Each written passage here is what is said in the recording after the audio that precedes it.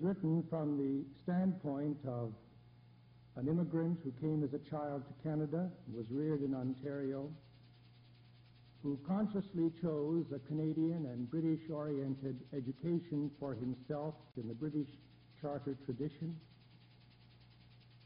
who has been most of his life a chauvinist Canadian, but with periods of residence abroad forced to critically examine his roots, who has maintained a keen awareness of Canadian affairs, and I hope developed some degree of objectivity in viewing his homeland and his own people.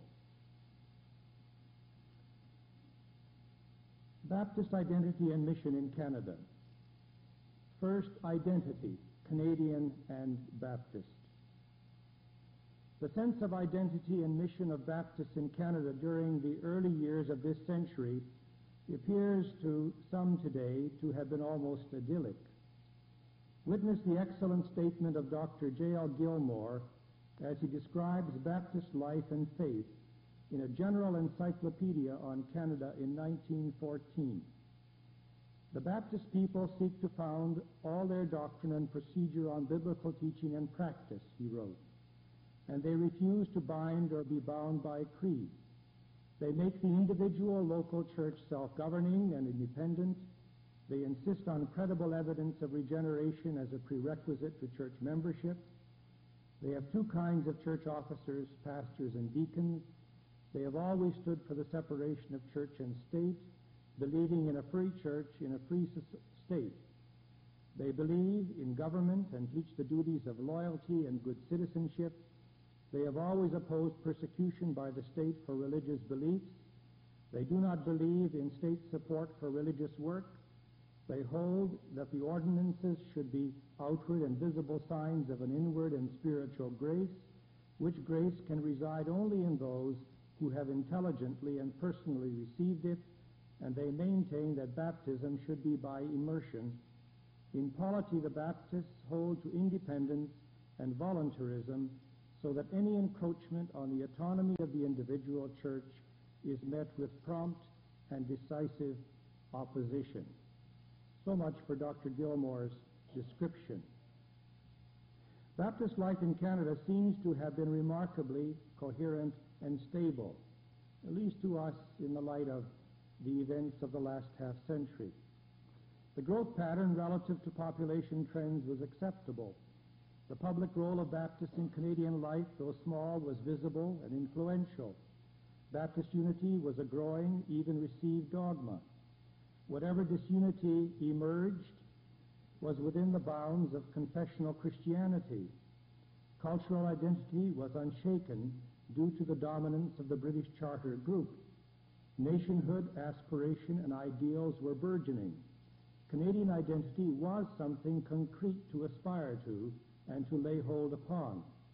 Theological instincts as to Baptist beliefs and church practices were clear.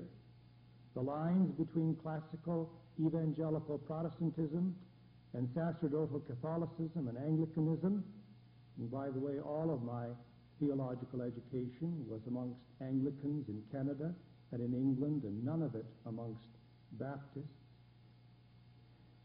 were clear, and Baptists were thought of as handmaidens of the Canadian Protestant scene. The excellent joint hymnary of the United Church and Canadian Baptists, which serves Baptists so well for so long, was a product of that mood. Of course, things were not so simple. Nevertheless, compared with today, they were coherent and stable in our view in retrospect. One can now reverse many of the foregoing points. The substance of religious identity should not be confused with its accoutrements, nor with peripheral activities of special interest groups.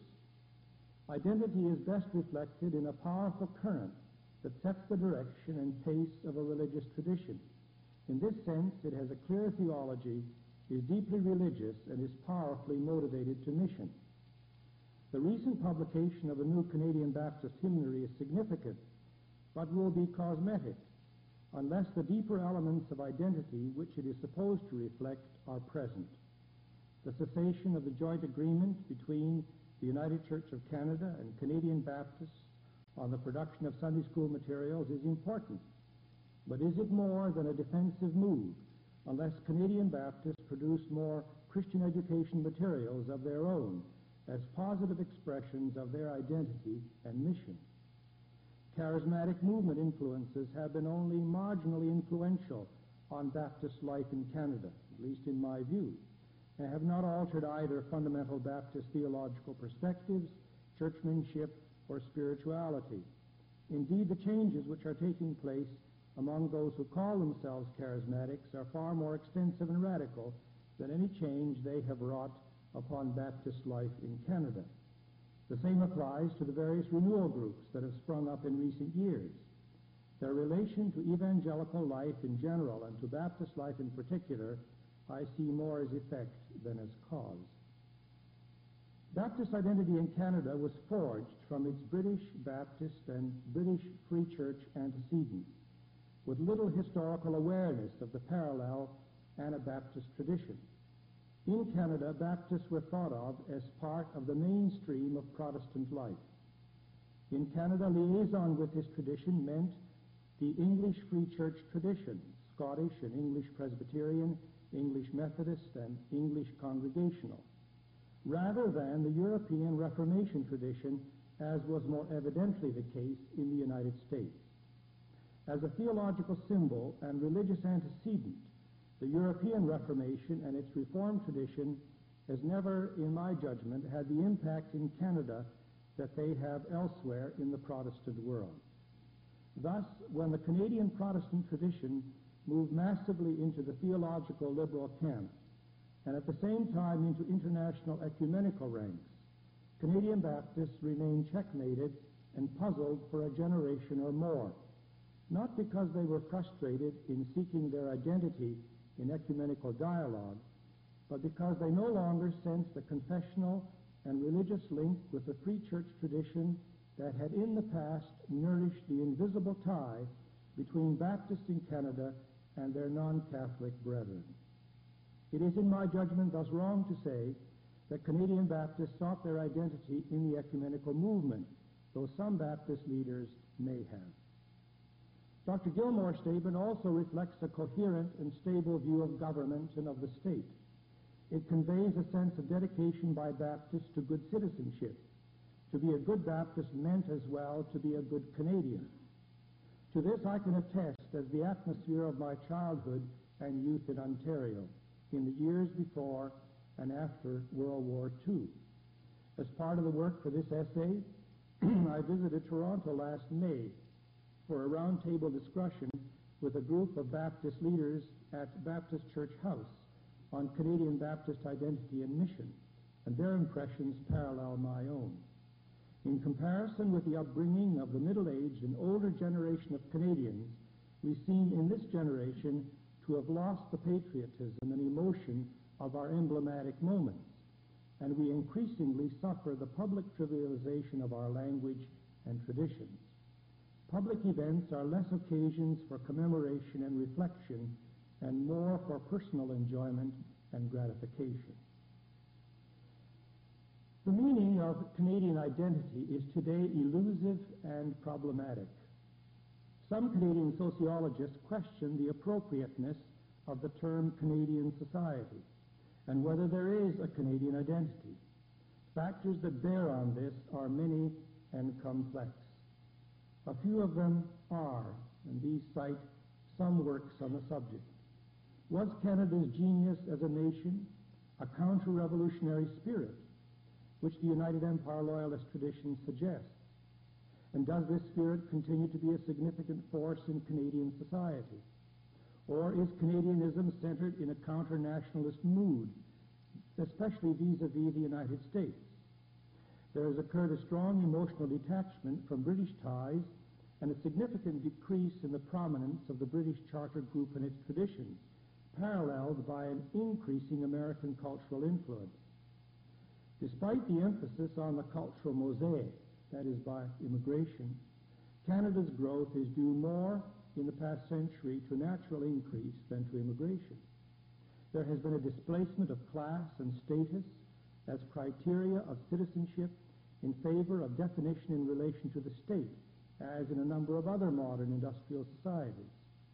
Expanding economic organization aims at a modern, integrated society which generates conflicts about one's personal share of the economic pie rather than about political, societal, and cultural ideology. There is increased population mobility. Regional economic and political aspiration has arisen in a new, strident way. Is Canada's economy one or many, as someone recently asked? Should Canada have a weaker federal system or a stronger one, as some outside observers have recently said? Fraternity is the corollary of cultural cohesion and national identity. Fraternity is essential to significant religious growth, certainly to regional or national renewal. I mean not just religious, but also societal fraternity. Religious leaders have failed adequately, I think, to grasp this point, that societal granularism is as injurious to the Christian mission as is religious granularism. In light of this, consider the view of Calgary sociologist Harry Hiller on the state of Canadian society. He says, "It is clear that Canadian society does not consist of a homogeneous group of people with manifestly similar backgrounds who have lived together in the territory for a long period of time. In fact, just the opposite is true. The society has been constantly changing and has never attained a period of social stability and calm in which coherence and a common tradition could emerge naturally and throughout the society." The critical importance of this, of Canadian cohesion and identity, should not be lost sight of in any discussion about the Baptist mission. Identity shapes mission, and mission shapes identity. There cannot be effective nationwide mission without regional and national fraternity. Social cohesion has, I believe, diminished in Canada in my lifetime. The integration of a society is more a spiritual, social, and cultural reality, an issue of social and cultural ideology and of faith than of politics, jurisprudence, and consent. In Canada, like interests of language, custom, belief, and history have not generated a strong national consciousness of one's own kind, except, I think, in Quebec.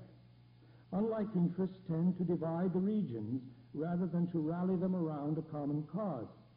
Federal policies aimed at enforcing biculturalism and multiculturalism have, I think, simply skirted the sympathies necessary to develop a societal consciousness and cultural homogeneity. Political expedients have exacerbated the problems rather than fostered enduring spiritual bonds.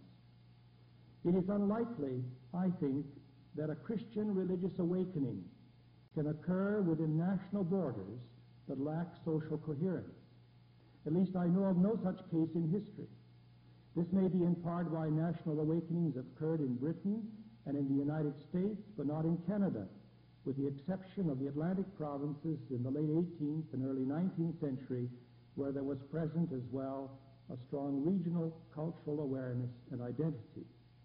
Societal fraternity is a precondition to regional and national religious awakening. Second, Baptist and emerging trends.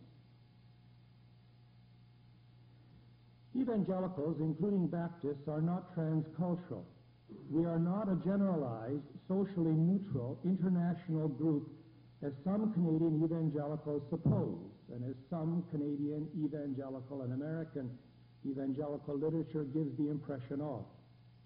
We think not only as evangelicals and as Baptists, but as Canadian Baptists who are evangelical. Our culture and trends within our society affect and sometimes afflict our conception of mission and the effectiveness of our ministry. First, signs of unrest are discernible in the population about Christianity and the churches.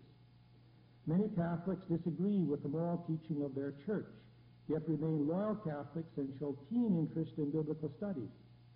Many people feel that churches and clergy are losing their spiritual character and that they need to be more open to renewal. There is growing distaste for mores strictures, each in their own way among Catholics and evangelical Protestants, though not necessarily distaste for moral discipline. Interestingly, such liberalization of attitudes has not stimulated a resurgence of liberal churches and liberal theology. Conservation of fundamental Christian beliefs and respect for authentic Christian religious experience seem to be of profound concern to many. Many believe that church leaders and theologians of major denominations are out of touch with the faith of the people. There is an incipient faith, but without religious experience among the unchurched, which is heightened in periods of crisis, change, and uncertainty, and which offers outstanding opportunities for Christian evangelism. Second, radical unrest is shaking the evangelical establishment of the northern United States, which inevitably affects Canadian evangelicals because this is a major source that nourishes Canadian evangelicals. A new young evangelical religious left is coming in from the cold and is evading the traditional evangelical churches. They demand concern for social justice and third world justice, disarmament, greater personal flexibility as to mores, increased diversity of the evangelical cause, even on the ways faith is expressed in the authority of Scripture, examination of the impact of affluence on the lifestyle of evangelicals, reach out to minorities, reach out to Christians of other major communions, and broader ranges of biblical interpretation that will furnish alternatives to slavish literalist viewpoints. These are but a few of their concerns. North American evangelicalism, which is a powerful religious force, is now being reshaped in the United States and Canada. Third, new forms of political, economic, and military radicalism have invaded the world church community. I shall not here speak of the furor caused by the World Council of Churches' financial support for the military activities of certain African revolutionary groups. Edward Norman, in his Reef lectures on the BBC during the autumn and winter of 1978, drew loud protest for his critique of ecumenical support of leftist and Marxist causes in South America and Africa, and of certain economic and political views amongst left-thinking Christian leaders. Let me concentrate on the Canadian scene. And by the way, I finished this essay in August, and it was written last spring and summer, including the period of the Canadian election. Last May, Peter Brimelow, columnist for the Financial Post, analyzed a broadsheet circulated jointly by leadership of the Anglican, Roman Catholic, and United Churches on the federal election. The attitudes to election issues were significantly left-wing. Beyond such generalizations as the demand for more effective redistribution of income, it advocated economic isolation for Canada in matters, in certain instances, of food and energy, economic sanctions against several countries, more open immigration even for radicals, and self-determination for northern native people. It drew conclusions such as that self-reliance in food via subsistence farming as against industrialized agriculture would solve world hunger, that multinational corporations are perverse, that competition exploits and generates repression, and that Canada should not refurbish its defense forces. However, the list of omissions from the sheet is long and noteworthy, including the plight of the Southeast Asia boat people, the persecution of Christians and Jews by communist, revolutionary, and reactionary regimes, the growing international body of prisoners of conscience, the intense arms race amongst the communist countries, and the monolithic character of Marxist and Muslim states. These examples indicate increased radical activity on the part of religious leaders and also increased puzzlement by Christians as to the role of the churches in such matters. Now, historically, Baptists have been radical. They originated through the sacrifices of elements of the radical reform. However, in North America during the past 50 years, they have become identified with a cultural, political, and economic establishment. Should we therefore take the advice of today's religious and social radicals? Should our former spiritual and theological radicalism now shift into cultural, political, and economic radicalism? There are certainly many individual elements of contemporary radical protest that no thinking Christian can evade, such as, for example, the socially detaching and careless affluence of today's elite lay and clerical evangelicalism. Nevertheless, I call into question the theory behind some contemporary radicalism and some priorities. I urge that we renew our commitment to elements of the primitive radicalism that produced us.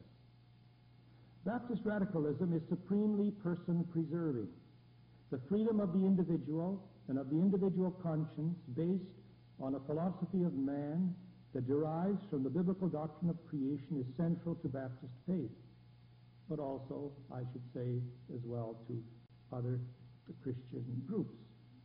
The extension of this premise is that Baptists are, as well, radically anti-monolithic and are pluralist socially, politically, and religiously. Baptist radicalism today should show itself in extreme skepticism, I believe, about uniform utopian schemes, whether of the right or of the left. New forms of monolithic uniformity plague the world, not only politically, but culturally, religiously, and in economics. The alleged utopia hedonist societies advocate by some today are as optionless and monolithic as their classical, medieval, and modern totalitarian counterparts were. An important difference is that we are at a greater disadvantage than our forefathers, and our situation is potentially more horrific than theirs. Whereas ancient and medieval closed systems allowed man to be man, even if degraded and enslaved, the modern monoliths have the power scientifically and technologically to refashion man biologically, psychologically, and socially to match their theoretical image of him. Baptists need to voice again their defense of diversity. In this, they will keep company with many humanitarians who have not succumbed to utopian schemes. I think, for example, of Isaiah Berlin. The first lesson of modern man should be that the study of human behavior can never be an exact science, that history can never be organized in the way in which biology or physics or mathematics can be organized. Thus, those theories and schemes which claim that the study of man and society can be an exact science, and who claim that the total planning for a society is not only possible but necessary, are simply incompatible with the mental assumptions by which we live and act. Baptist radicalism must reassert the uniqueness and infinite value of the individual against new forms of historical, psychological, and social determinism. In my view, better poverty-stricken, starving, and free than pre-programmed, gorged, and happy. And if you don't like that sentence, you will never understand what motivates many Russian dissidents. Take, for example, those who, like Solzhenitsyn, believe as a Slavophile that the Orthodox tradition can be the renewing of the world. Or take Russian Baptists who are dissidents. It is that view that simply a hedonist form of life is not what they want. Better starving and free than pre-programmed and happy. The implications of Baptist radicalism for society are of great consequence.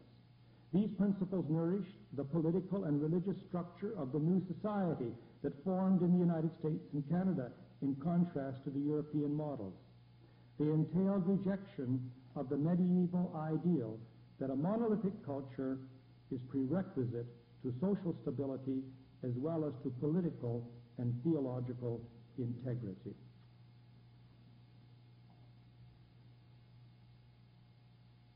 Baptist pluralism impinges directly on questions of Canadian identity and the functions of the social contract. Pluralism cannot work without fraternity, and fraternity requires equality and liberty for its operating framework. Without these, contemporary forms of radicalism will become more oppressive than what they claim to cure.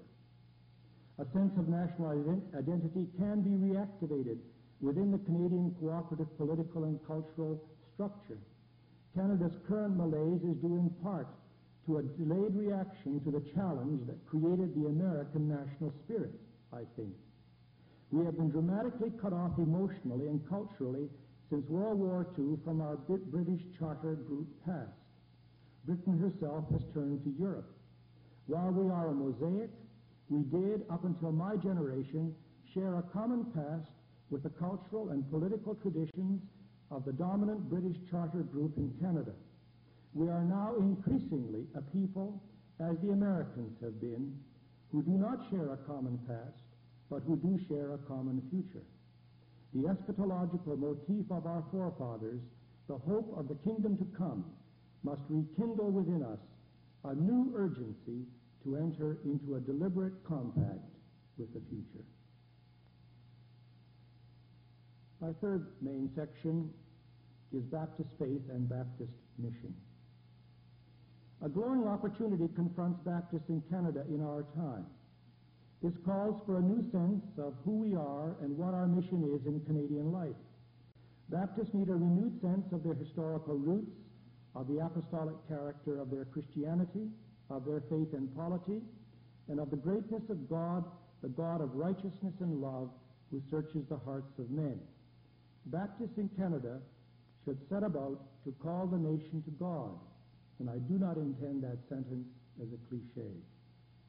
Their task is nothing short of national evangelism, and their mandate is the great commission of the crucified, risen, and ascended Lord. First, a new mindset. The new post-World War II Canadian mosaic calls for massive new effort and deep dedication by Baptists to overcome the social and economic stratification which characterizes Canadian religious life, including the evangelical tradition. Our track record in ethnic ministries has been excellent. It needs urgently to be better in relation to the solitudes created by culture and class. Baptists in Canada are not primarily a Canadian cultural expression, but must profess a faith and practice a lifestyle which infuse and transform cultures. The goal of the gospel is to unite all men in Christ, in whom barriers of race, language, and culture are overcome. Let us strive, therefore, in a new way for greater inter-regional cooperation, less establishmentarian frame of mind, less withdrawal and defensiveness, and more identification with the traditions of the believer's church ideals and commission to evangelize the world. In this, you will see that I take a slightly different view than that so eloquently argued for by my friend Professor Allwinkle last evening. The most public issue to confront us as a nation in recent years is multiculturalism. Nevertheless, another somewhat muted issue, that of class, is probably of equal, if not greater, critical importance religiously. Baptists in Canada must recover their place among the working class people of Canada. Let us be in the forefront of a new wave of people appreciation of whatever culture, status, or class. Let the multitudes move our spirits to compassion. A corollary is the need to reactivate the Baptist art of private and public criticism combined with a cooperative spirit. Baptists in Canada have come through deep water since the 1920s. We rightly fear the demagogue. We rightly deplore the catastrophic and fratricidal battles which have divided us and blunted what could have been explosive growth during the past 2 generations. Nevertheless, we must redevelop the art of criticism targeted to results and deep loyalty to each other as well as to Scripture and our Lord. We need more trust and less edginess, and a larger sense that we all stand under the judgment of mission. We need as much orientation to results as we now have to activity. This cannot be accomplished without leadership. Historically, a nice play can be discerned between leadership being produced and leadership being thrown up. We do need urgently a new mood in theological education that embraces a partnership between theological educators, pastors, and the people. Important to this is the post-seminary development of able leadership. But the schools cannot educate what they do not get. Pastors and dedicated lay Christians are the key to recruitment and development of leadership. Thriving church programs, especially rural and small town ones, I think more than city ones, invariably throw up new generations of leadership who are subsequently able to encompass the new challenge of changing times. We must understand, however, that competent growth leadership is often abrasive or appears abrasive. It has always been this way. Certainly the prophetic ministry in Scripture was almost invariably thought to be abrasive. We need to develop and accept leaders who, while loyal to the denominational cause and to us all, have the art to discern trends and the moral courage and drive to compel attention to strategic issues. For example, is it really true that Baptists in Canada declined numerically between 1977 and 1978, as reported by the Baptist World? And what are we going to do about it? Or do we take a ho-hum attitude and carry on as usual? In a mid-election campaign editorial on the Canadian scene, the editors of the Financial Post last May said, "The leader who admits there is something wrong in the way we go about our economic affairs and has the mettle to propose excellence as the test, hard work is the means, and equitable prosperity is the end, merits a lot of attention. Too demanding? No." Now, can we frame a parallel demand for Baptist witness and ministry in Canada in our time? Let us pledge ourselves to rigorous program effectiveness analysis measured against Christ's mission mandate and the growing Canadian population.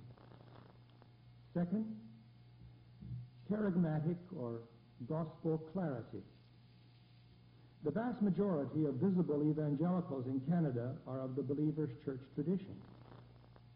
Baptists in Canada have the opportunity to reaffirm their free church heritage through a clear statement of the gospel and enthusiastic proclamation, practice, and living out of the gospel. A critical issue in Canadian evangelicalism is the truncation of the gospel, because while personal faith is emphasized, baptism and church membership are thought by many to be optional. Agreement as to essential characteristics of evangelical faith is widespread. This includes faith in the uniqueness, authenticity, and authority of the Bible, belief in Jesus Christ as Lord and Christ, in grace and redemption, the personal faith in Christ as Savior. Baptist faith impinges upon criticisms that many modern radicals have made of recent evangelicalism in two important respects. First, Baptists have always stressed discipleship and character formation. Not that others have not. Only that traditionally behave has been the corollary of belief in Baptist evangelicalism. The resulting stewardship is seen to embrace the whole of life, including personal habits, lifestyle, relationships, and the handling of the created order. All of this is conceived to be under the cross and under the Holy Spirit. Second, such faith and discipleship are seen to be inconceivable if private and granular. According to Baptist understanding of Scripture, granular faith is a truncation of the gospel. The life in Christ makes secret, invisible Christianity impossible. And this has been a strategic issue from restitutionist theology days. For Baptists following New Testament practice, faith entails public confession, identification with the people of God, and obedient discipleship combined with sacrificial ministry. Thus, the discipline of discipleship comprises not a set of rules or mores, but the call to forsake all and follow Christ, and nevertheless to claim all for Christ. I believe that no other priority can surpass the evangelistic one in our time. This is a simple and direct mandate, but it is not at all simple-minded. Our task is to preach the word of love and grace and redemption, to call men to repentance and faith in the Lord Jesus Christ, to baptize them without delay upon the profession of their faith, which in the New Testament is the door into the church and also into ministry. Conversion, baptism, reception of the Spirit, and membership are one event in the New Testament and in the post-apostolic church. Further, the task is to lead believers to develop the life in the Spirit which they have received, the life of obedient discipleship, and to teach them the biblical necessity of fellowship with each other, and this pattern needs to be repeated over and over again. Third, people concerned. People concerned today must wed compassion to keen sociological insight. We minister to need. To profile groups and communities in our society calls for a different set of assumptions than, say, secular social planning. But the growing importance of statistical population data and sociological research for the work of the church needs to be understood and also acted upon. No pastor or association or convention can now do without such information in order to achieve specific local program effectiveness. And if some pastors or leaders are successfully implementing growth-oriented and need-oriented ministries, it is because they intuitively, if not formally, have sensed strategic areas of need. As an example, consider the changes that are taking place in the structure of Canadian households, classified by age of head, as these trends affect religious work. A household is a family or a single individual living alone. In 1951, 40% of the population 20 years old and over was classified as the household head. By 1979, this ratio had increased to 49%. Significant increases have occurred in the youngest age groups. That of ages 25 to 34 has increased from about 25 to 47%, and that of ages 20 to 24 has doubled from about 12% to about 25%. Today, young people leave home to set up on their own and often get married at an earlier age. Correspondingly, marriage breakdowns and divorce have rapidly increased. Similarly, there is a significant increase in headship rates among the 65 and over age group as well, a rise from about 52% to about 58%. Formerly, many of these would have lived with their children. Now, not only changing extended family patterns, but also improved pension payments mean that more above 65s maintain their own separate households. The implications of such data for ministry are great. First, it quantifies reasons for the increase in loneliness in our society, which correspondingly affects the suicide rate. But as well, it points to reasons for financial hardship, loss of practice in developing and maintaining extended family and primary personal relations, which contributes to marriage breakdowns, and loss of contact with religiously oriented groupings in favor of the secular, impersonal social context. Here is evident the strategic function of the local church as a koinonia and teaching center. Just as in the generations of the early church, and I was enormously impressed with this in the first 3 centuries of the church, as to the social dynamics entailed in the rapid expansion of Christianity. Just as in the generations of the early church during the first 3 centuries, so today the increased depersonalization of modern man affords to us a marvelous opportunity. We cannot win people to the Lord impersonally, that is, by tracts. We must as much win them to ourselves as to the Lord. We must open our lives to them. That is a strategic function of the body of Christ. Conversion isolates people unless the body of Christ becomes surrogate family to them. Is this not the intent of the New Testament? And I can attest to that from our own family experience. In an age of decreased sensitivity to suffering and increased brutality, as well as of increased economic pressure, Baptists must care about people. Our churches should renew their sense of community and become radically egalitarian. Here, emotional and social security should be found. In an age of increased impersonal behavioral control, the local church needs to be supremely person-centered and person-preserving. Fourth, committed churchmanship. Baptists have been so consistently identified with Protestantism in Canada that their distinctive ecclesiology and view on discipleship have been blurred. This occurs precisely at points where the radical reformers declared that the Reformation cry of Scripture alone and grace alone, though key issues, diverted attention from the Reformation being a halfway house.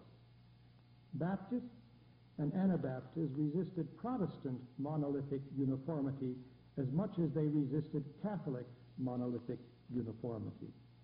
And I feel that at times Canadian establishment-minded religious attitudes perpetuate the situation.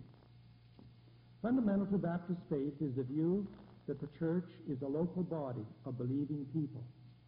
It is a fellowship. Thus, Baptist understanding of the church makes it socially, religiously, and politically discontinuous with the rest of Christian-oriented society, though I don't believe it should be antagonistic, not at all.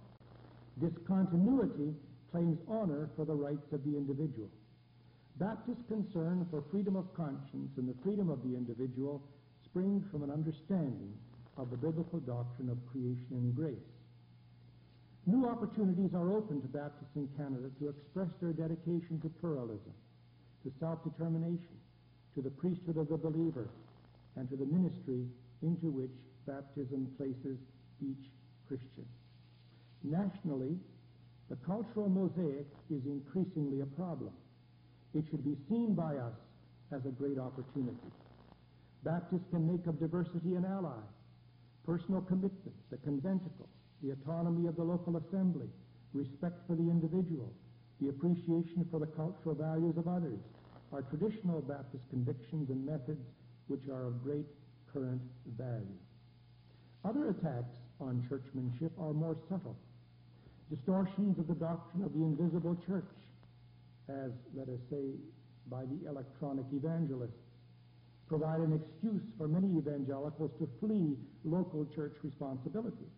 Where spiritual inertia enervates churches, trans-church movements appear to be an attractive alternative, though in the long run no method is as fruitful and efficient as the local church.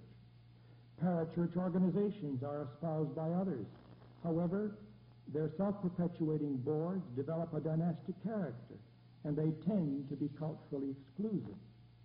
Church union has been the avocation of many, but, notes the British sociologist Dr. Brian Jones, such movements have the dull sound of modern industrial takeover rather than of spiritual power. The results we achieve are only as good as the assumptions contained in the model. Simplicity and lay duplicability dictate the terms of growth, as all major revivals and church growth movements have shown historically. Spirit-inspired worship, effective Bible-teaching ministries, fellowship that generates primary personal relationships, loving concern that embraces people along with their problems, all of these are traditional forms of Baptist ministry, and they are still the key to new growth for a new day. Last, spiritual grace. As evangelicals, Baptists in Canada are ideologically committed. Commitment to theological and spiritual principles is essential, I think, to convincing ministry. Paradoxically, such conviction can draw the worst out of people as well as the best. Humility befits Baptists. The permissive generation of the 1940s and 50s have become the working husbands and wives of the present acquisitive and need-satisfaction-oriented generation. Ours is the generation of the instant cure, instant gratification, instant fulfillment, and instant genius. North Americans have become morbidly self-loving, cut off from communion with the past, feeling little responsibility for the future. How can we minister to the conflicting and rapidly changing moods of our time. First comes repentance. But is repentance consistent with a strong self-image?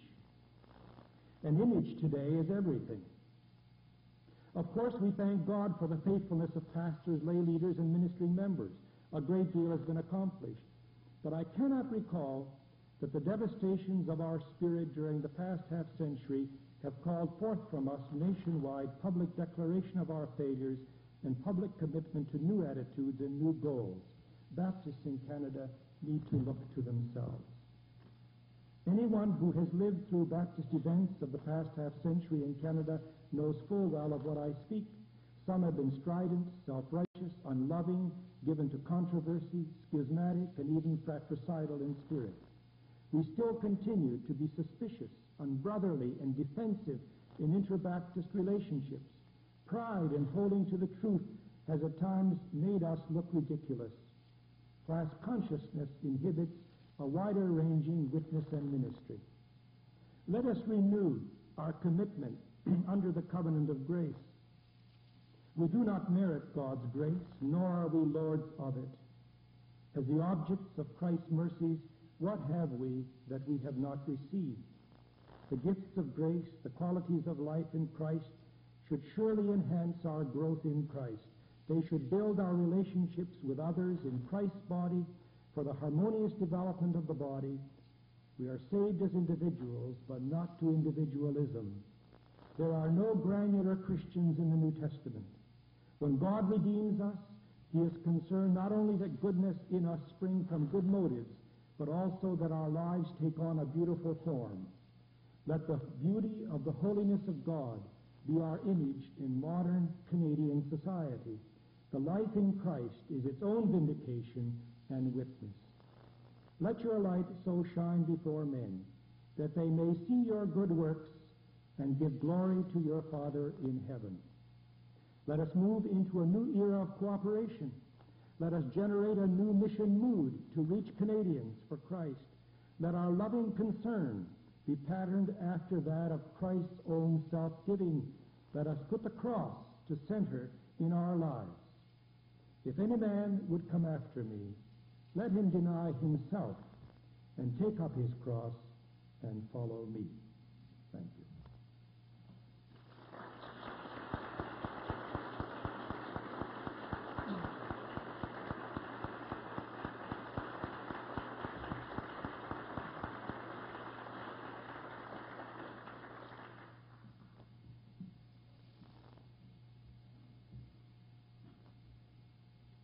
I think the lecture confirmed the few words of introduction.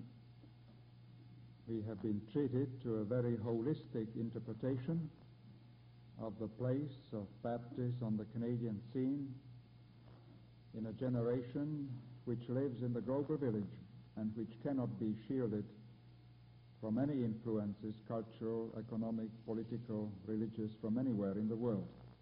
So there should be plenty of material there to discuss, and Dr. Mikołajski has agreed to answer and comment on your questions.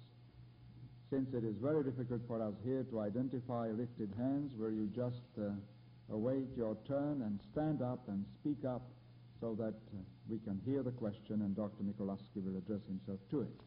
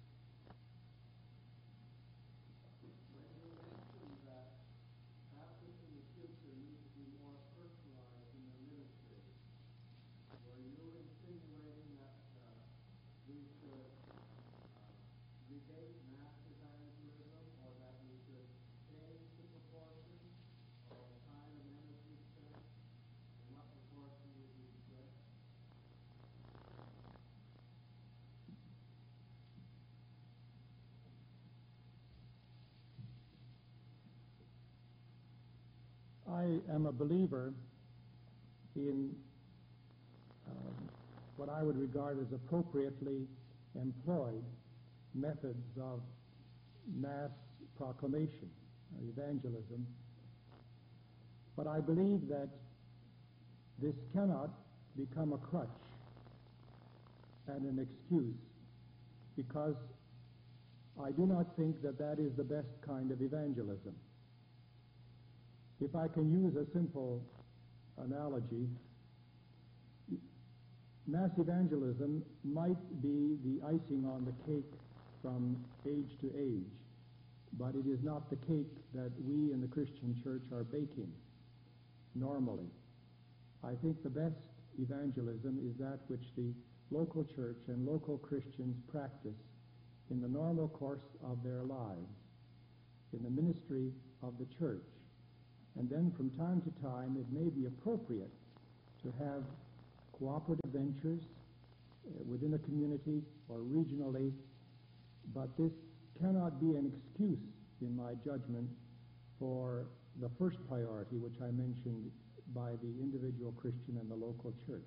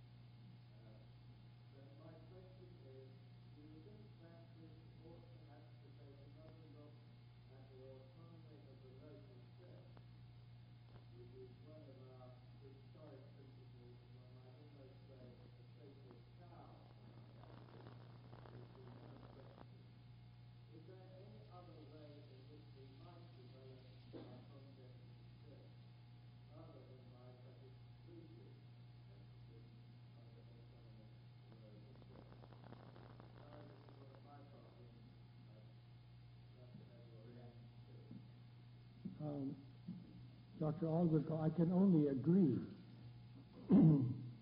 Perhaps I could take a moment to expand on that. I do think that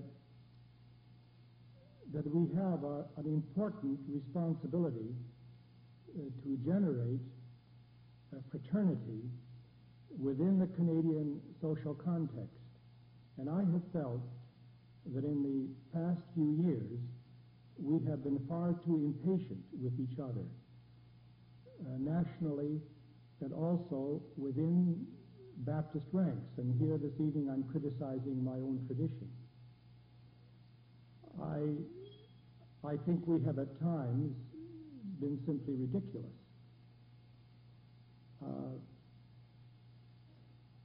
So far as the autonomy of the local church is concerned, we understand why that was so precious to Baptists.